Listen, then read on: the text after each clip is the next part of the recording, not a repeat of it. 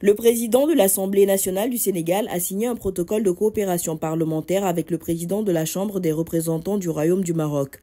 C'était à l'issue d'une séance de travail tenue ce mercredi 20 décembre 2023 à Dakar. Cet accord entre les deux parlements permettra d'initier un certain nombre d'actions dans le domaine de la coopération technique ou du renforcement de compétences des cadres parlementaires, entre autres. L'honorable Rachid Talbi El Alami a également prononcé un discours devant les députés sénégalais réunis en plénière pour rappeler les relations qui lient les deux pays. Le chemin tracé par nos bâtisseurs a pu concevoir un modèle de stabilité sociale qui a engendré une stabilité politique ainsi qu'une démocratie spécifique adaptée à nos contextes et nos cultures. Et c'est ainsi que le Sénégal et le Maroc constituent des piliers de la stabilité régionale, continentale et internationale. Cette démocratie politique n'est pas qu'un simple exercice de renouvellement des instances délibérantes, mais c'est avant tout le ciment qui permet de réunir, de rassembler toutes les composantes de nos sociétés. Rassembler, avancer ensemble sans que personne ne soit exclu. La visite de la délégation parlementaire marocaine à l'invitation du Sénégal est aussi l'occasion de raffermir le partenariat entre les deux pays, marqué par des liens séculaires et une coopération multiforme.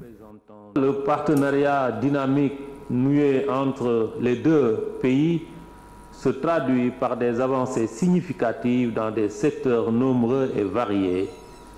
On peut en citer les banques, services, transports, éducation, les échanges commerciaux, pour ne citer que cela. Cette synergie dans les relations maroco-sénégalaises se retrouve naturellement dans les relations internationales autour de la trilogie paix, sécurité et solidarité. Je pense à notre parfaite identité de vue dans la coopération régionale et internationale pour les ponts à jeter entre les rivages méditerranéens et atlantiques dans une vision prospective et stratégique. Également, je pense à nos actions communes pour le maintien de la paix dans différents théâtres d'opération. On peut en citer au Congo. Par ailleurs, nous œuvrons ensemble pour le rayonnement de la Oumma islamique.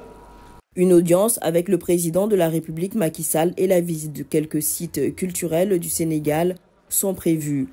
Le Sénégal est le troisième destinataire des investissements directs étrangers marocains en Afrique subsaharienne et le deuxième client du Maroc en Afrique de l'Ouest.